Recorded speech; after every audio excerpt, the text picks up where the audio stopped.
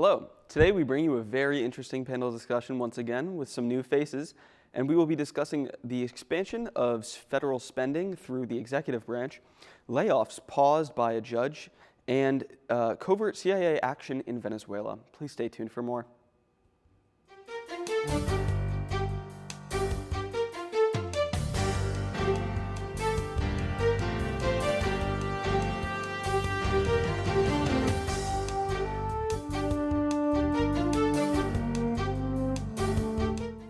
Hello and welcome back to yet another episode of Exploring Politics. As I said, we do have a couple new faces for this season, one new face for the show entirely, and we are going to be going over a wide range of issues that are all very connected. Now, panelists, would you like to introduce yourselves, as it's your first time on the season and your first time on period? Who would like to start? Okay. My name is Maybelline Peterson. I'm an education major here at LaSalle. It's my first time on the show ever. Thank you for being here. Gio? All right. I'm Giovanni Pina. You guys have seen me before last season. I am a sophomore history and political science major at LaSalle. All right, very good. Now, we are going to start first with the issue of expansion of federal spending through the executive branch. Now, the government is currently shut down as Congress failed to agree on a budget. However, that has not stopped President Trump's executive cabinet from expanding federal spending regardless. Trump has authorized spending for military and the FBI during the shutdown, meaning that FBI workers and military workers will still be getting paid despite the shutdown, which typically does not happen. However, this does not apply for other vital services like the post office, like TSA. These places are not getting paid anyway, but why are the military and FBI? It is because Trump wants to use these government institutions more than the other ones. And in addition to that, Trump also just bailed out Argentina for $40 billion. I think that is a ridiculous sum of money to be giving to any foreign country, let alone one that elected a president that immediately crashed their economy and has shown no sign of deserving it from our country. What do we gain by giving Argentina $40 billion? These are just my thoughts on these things. I think that what this is Trump is doing what Trump wants. The administration is doing what the administration wants. They're not thinking about what's good for the country, what's good for the people. They're solidifying their power by expanding military power during this government shutdown. And we will be able to also cover the shutdown more when we get to your topic. But do you guys have any thoughts on this?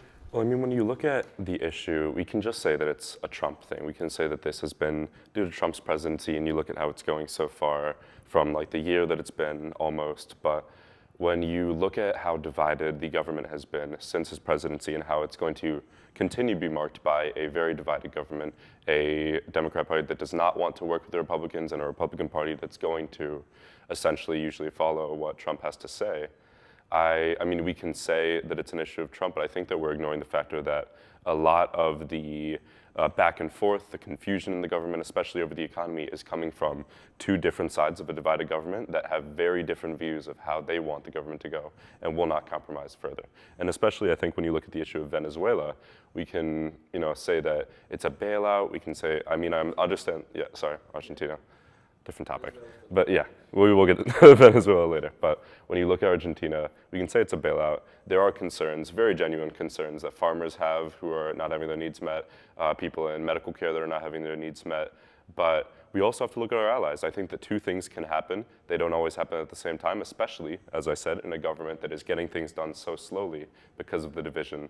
And I really think that I want to see more in the future, and I have a very strong feeling that these concerns will be addressed if we give them time. Do you have any thoughts on this? Or? Not necessarily. Okay. I think more on this. I think that I wouldn't exactly say there's confusion in the government. I would say that there is a gridlock because the sides are not confused as to where they stand. There's no confusion. The right understands very well what they're trying to do here, and the Democrats also understand very well what the right is trying to do, and they wish to stop it. Now, they also do not wish to work with the not more extreme left, but the further left, the real left. The Democrats are not really a left-wing party. They're more typically centrist. Now, the Democrats do not want to work with the more left-leaning people. The left doesn't want to work with the right. The centrists don't want to work with the right. It's very fragmented, very factionized. And I don't think that this creates a confusion for the economy. I think the right wishes to create an economy where the government is subservient to those who have a lot of money, those who are very wealthy in tech. It signed a $500 billion deal with Palantir not too long ago. And I think the expansion of the authority to spend federal dollars on the military, on the FBI, while not having the same for any other vital service, like SNAP benefits for single mothers who need that money to survive during government shutdown. I think it's just very blatantly showing what this government is trying to do.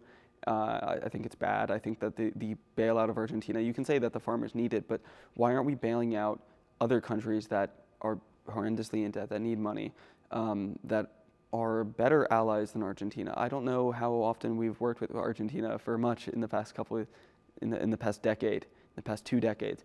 I think the reason is because Argentina is ideologically similar to our current administration, and we wish to help but the Trump administration wishes to help the Trump administration's ideological allies, as opposed to the United States helping the United States' international allies.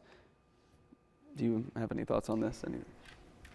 I think it's true. It's just they're serving their own interests, and that's all they seek to do, really. They don't care about anybody who doesn't have money, any of the working class. It just doesn't matter to them. And you're right, it's a gridlock, and everyone's just kind of reaching for power, and yeah, that's all I'm saying. Yeah, I think we are going to see, hopefully the gridlock will end. I don't know how it will. I mean, it has to at some point if anything is going to happen ever. But Gio, I see you gave a look there. Yeah. Do you have anything to say?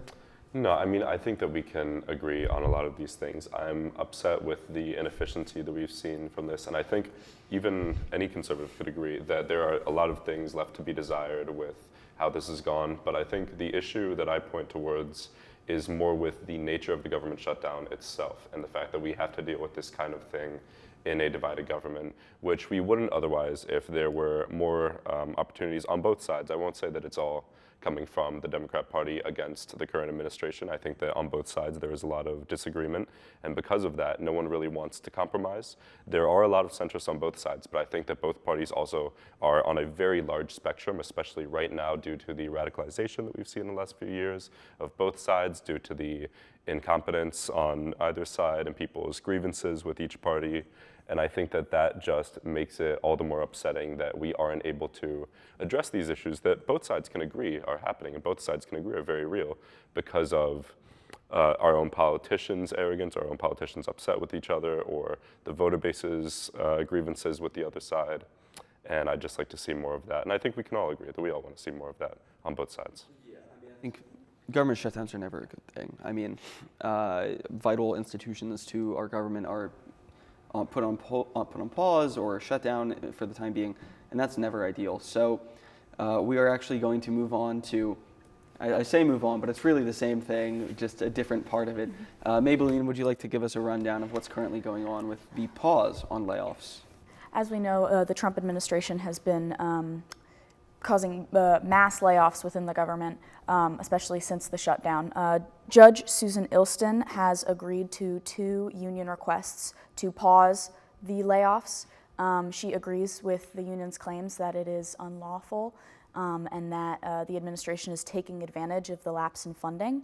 It is, I think many agree that it is illegal and that it is unconstitutional use of power. They've laid off about 4,000 workers at more than 30 agencies, and more than a quarter of the cuts have been made to the Treasury. She also stated that it's clear that and based on Trump's previous statements, it is clear that there are political motivations in targeting what he would consider to be Democratic agencies. Yeah, I think that's what kind of worries me the most. It's not just layoffs that are happening because the government shut down. It is the government has shut down. Trump uses this as an opportunity to take advantage of a weakened government institution that he already wants gone, and he's laying off people that are in the way of what he wants the government to be.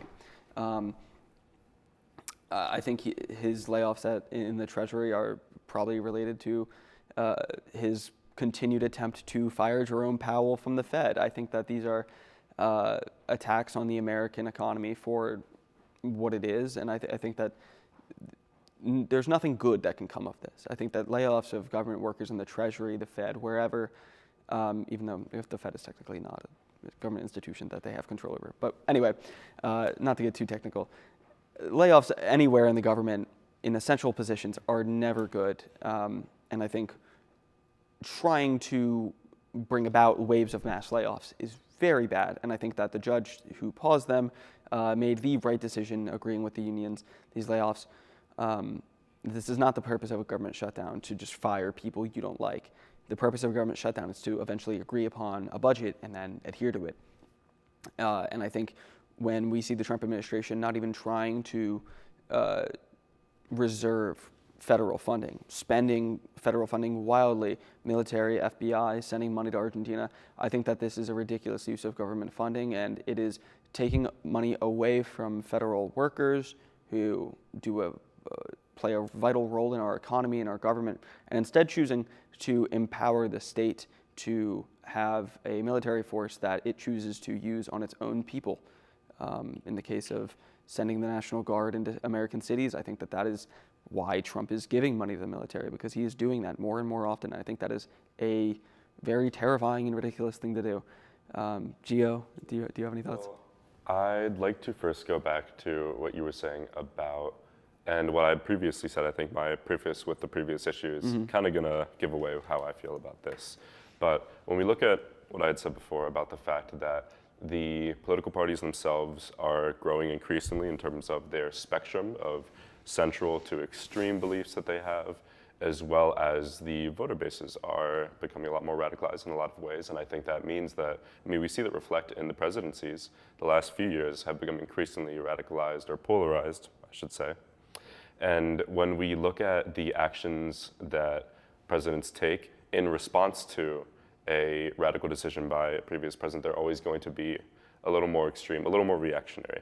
And the use of a government shutdown by Trump to pursue his own agenda, pursue policies that he believed were unfairly created or should not have been created by previous administrations is, in my opinion, a reaction to those policies being created in the first place. And the more that we see these kinds of extreme ideas that are seeping into the presidency and seeping into each political party, the more we are going to see unconventional means of tackling those. Whether we have a Democratic president in the future who does the same thing, I feel like it's kind of unavoidable at this point. And I think that obviously there are concerns with how it's being carried out. Many would argue it's unethical. But I think that we need to look at the root cause of this issue before we can try to treat it. Do you have any? I think it just comes back to the point of, like, the administration is eliminating things that they deem unnecessary, but in reality are, like you said, crucial to the way that our country functions, and it's harming a lot of people. And and we're extremely polarized right now, and it's very scary. Yeah, I think that going off that idea, these institutions that he is deeming as his basically political enemies, and he's trying to weaken. Going off of your point, and I have a disagreement there. I don't think that this is a thing that we would see from technically both sides. I think that what we see is Bush created the DHS, Department of Homeland Security, in his presidency, and then every president after Bush, Democratic administration with Obama, Democratic administration with Biden, in both of their terms, they expanded the power of the DHS. They supported the DHS. The institutions that Trump is tackling here are not created by Biden. They're not created by Obama. They're not created by Clinton. The Treasury has been a thing in our country for over hundreds of years. And I think attacking the Treasury, because they're getting in the way of how you want to handle your economy as a president, to consolidate power in the executive branch is a scary thing, and it is anti-democratic. It goes against our country's values, and I think that it is wrong to do. I think that I forget exactly what he called them, but his push for mass layoffs were against wasteful democratic government agencies, which he is specifically outlining that it is because they are democratic, it is because they are politically disagreeing with me, when conventionally, if there isn't a government shutdown, he has no power to tamper with these agencies, or not really any power without going through Congress or the actual legislative branches that govern them. And I think that he's using this loophole, which he should not be able to. But we've seen time and time again with this administration, Trump does stuff that he technically shouldn't be able to, but everyone just goes along with it. There's no real pushback. Democratic Party doesn't really do anything. Not that they really have the power to, but he gets away with it. And we just see that happening over and over again. And I think until we see some real resistance from either within the Democratic Party or outside of it, with the formation of a different party or some group of people that is going to actually resist these things that are unconstitutional, we're just going to see this get worse and worse until it either collapses or is fought back against. So we can move on a little early to Gio, your topic. Would you like to give us a brief little rundown of what's going on with the CIA in Venezuela? Sure thing. So we heard me say Venezuela before, but in light of recent U.S. naval operations against Venezuela on their coast, particularly for the interest of targeting drug trafficking that they claim is a large issue there, President Trump announced earlier today, actually, that he would be authorizing the use of CIA covert warfare and I believe lethal warfare, he said specifically, against President Maduro of Venezuela's government on land, which is a step that we have not taken yet. You guys have any thoughts on that? Yeah, so I think that it's a very interesting thing to see a president just come out and say we are going to be using covert warfare against Venezuela with the CIA. In the past, when the CIA has been authorized by the president's office to engage in covert warfare abroad, we have not seen the president say we are going to do this. It's kind of odd to see that. It's like saying I'm going to surprise attack you. It doesn't make any sense. But I mean, not a lot makes sense with this administration. So this comes off of, yeah, as you said, 5 boats being struck off the coast of Venezuela, alleged drug traffickers. With a lot of these boats that were struck, the destination of the boat was not the United States of America, which I think is interesting. I think it's interesting to allege that these are boats that are running drugs into our country and they're not even coming to our country. I don't know how that really fights narcotics trafficking. I don't know how much narcotics trafficking is coming from Venezuela versus how much is coming from Colombia, how much is coming from Mexico, how much is coming from wherever. Why Venezuela? I think it is, again, political. I think Venezuela is an ideological enemy of our country, but more so of the Trump administration. I think that Maduro holds a lot of valuable resources under his government, a lot of nationalized oil that the United States would really love to get its hands on. So the issue in Venezuela has a lot of money in it, and I think that that is the main reason why Trump is now choosing to tackle it as he is. Now, he was also asked about the potential assassination of Maduro and whether the CIA would be doing anything like that, and his response was, "That's ridiculous," as if in his previous term there was not an attempted coup d'etat against the Maduro government that was supported by Elon Musk, who as you all remember, was a very good friend of the president at the beginning of his term, but since had a falling out. So I think that we can see why that question would not be ridiculous, why that would potentially be something that could happen, and I think it totally could.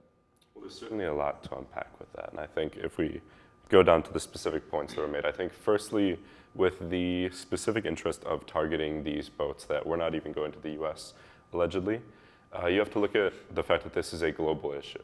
You know, there are multiple, it's not always going to be linear directly from one place to us. Whether or not, I mean, it's just suspicion, we can't confirm anything, but the theory being that these could have been supplying a larger global trade, or that you have to look at the source countries.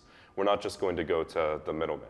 If we're going to take military action, which is a huge step and obviously needs to be done in a very precise and careful way, if the source is supposedly in Venezuela or wherever it may be, it makes a lot more sense to go, in my opinion, towards the source. And when you look at the idea that Trump is saying deliberately that we are going to be carrying out clandestine operations or something in secret, and still saying it, which is a new precedent that he has set that presidents have not before him. I think it's more of a scare tactic than it is a mistake.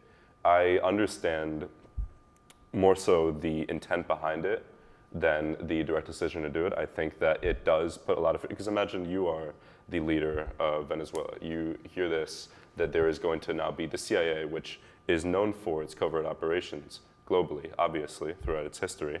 And Trump is announcing himself that they are going to be carrying out operations against Venezuela. That's terrifying. I would say that. I think that if you were a world leader and you hear the CIA is coming after you. It's understandable as a scare tactic, but I think that if you look at the CIA's clandestine operations in Latin America, every time that the CIA has went to Latin America in the past it has not been to stop drug trafficking. In the past it has been to prevent the takeover of communist revolutions or oust elected socialists in Chile, for example. Every time the CIA has went to a foreign country, engaged in clandestine operations, drug trafficking flourished because the allegiances that the CIA makes with local political groups, the trails that, if we look at the Burma Road in Burma, when the CIA was engaged in Southeast Asia, their networks that they created to more efficiently combat communist insurgents were then used by drug traffickers to increase the flow of drugs worldwide. And if we look to Nicaragua with the Iran-Contra affair, the resources that were given to the rebels were often then used as well to traffic drugs. Simply because if you are a revolutionary, if you are a insurgent fighter fighting against communists in the jungle of either Burma or Nicaragua or, for example, in Venezuela, if you are a freedom fighter, as our government would call them, you still need to make money. Your family still needs to live, and the most efficient way to do that is to traffic drugs. And a lot of times, even our CIA agents or our military operators will engage in this. There have been numerous cases of trafficking drugs back to Fort Bragg, where a lot of special operations are based out of, and then distributed from there across the United States. So if you really want to tackle drug trafficking, you don't engage in clandestine operations in a country where drugs are produced, because that is creating pathways for drugs to get to your country. Though we do live in a very different time. I think the CIA of today is very different from when it was in the 60s, up to the 80s, the 90s, even before that. But also the political climate of Latin America is extremely different. These cartels, these drug operations are much more centralized. There is a lot more power being consolidated in nations that do not have as much democratic foundation as we do, which I would think that a country whose own elected leader, quote unquote, is suspending elections to maintain his own political power is a country that is going to foster organized drug trade and is a concern, not just for us in terms of our issue with drugs coming into the US, but also as a democratic country. I'd like to say that I think someone who is suspending elections, someone who is known as a persecutive, oppressive leader, is going to be an enemy fundamentally of the United States. And I think that gives us all the more justification to go in and stop an issue that is flowing from its source in places like Venezuela, all the way through Central America, through sea, through land, into the United States, for all the more reason that maybe you could argue he's an easy target because of our ideological differences with him. But I think nonetheless, he is still an enemy of the United States. And I think that it is in our best interest, whether or not it's justifiable to use covert operations, whether or not the CIA has a good track record, because I won't say it does. But I think that it does make sense why we would specifically target Venezuela, and I think that it is a good thing that we do, if this is actually the intent of the operation, to nip the drug problem in the bud with Venezuela. All right, thank you. Now we are reaching the end of our time here today, so we are going to now move on to our final thoughts, where each of us will have a little over 30 seconds to just run through our final thoughts on the issues we've discussed today. They all kind of connect together, so Gio, Maybelline, who would like to start? I think that the layoffs are terrifying, honestly, and the removal of really important government jobs it poses a major threat to the lives of working class people. These agencies protect us and they keep us safe. And if they don't exist, then there's nothing between us and what they're keeping us from. Thank you. Thank you for being here today as well. Of course. Gio, would you like to give your final thoughts? Sure thing. I mean, especially on that issue, I think nobody wants anyone to lose their job. Nobody wants a government shutdown. Nobody wants the current situation that we are in politically. But I think that given the situation that we're presented with, I think that the best thing we can do, and I've said this before on the show, is to give the issue time. Everything that's happening right now, especially in a political climate that's so reactionary currently in the United States, we want everything right away. We want our results right away. We want our side to prevail. We want some kind of change. And when we don't see that change, it's scary because we are used to a political climate in which our elected representatives at the state level, the local level, even the national level, are not getting things done that we want to see them immediately. If we don't see them immediately, we don't see them at all. But I think that a president who has, at times, maybe not as much as we want him to, but has addressed that concern when he tackles other members of the government, when he tackles other branches of the government, and says that he wants more to be done that he is not seeing done, I think it resonates with Americans. Yeah, I think that is correct. I think that people do like things getting done. That is one thing you can say about this administration. They're getting things done. However, the means by which they're doing so, they are utilizing very shady tactics to get things done. They are doing things that I don't think we even necessarily want. I don't think they're doing things that are unconstitutional, not good for the American people.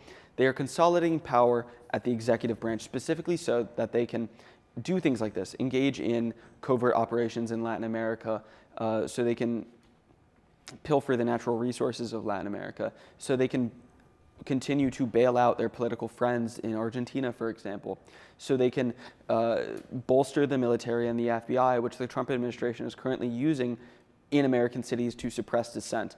I think that what we are seeing is a disdainful and very terrifying consolidation of power around the executive branch so that Trump can maintain power. And you say, hopefully we have a democratic country. I say that too. Hopefully this country remains democratic, because the way that it is going, the consolidation of power around the executive branch, there's nothing democratic about it. So it is very important to have these conversations. Stay tuned for next time. Go follow our Instagram, and we will see you next time. Have a nice week.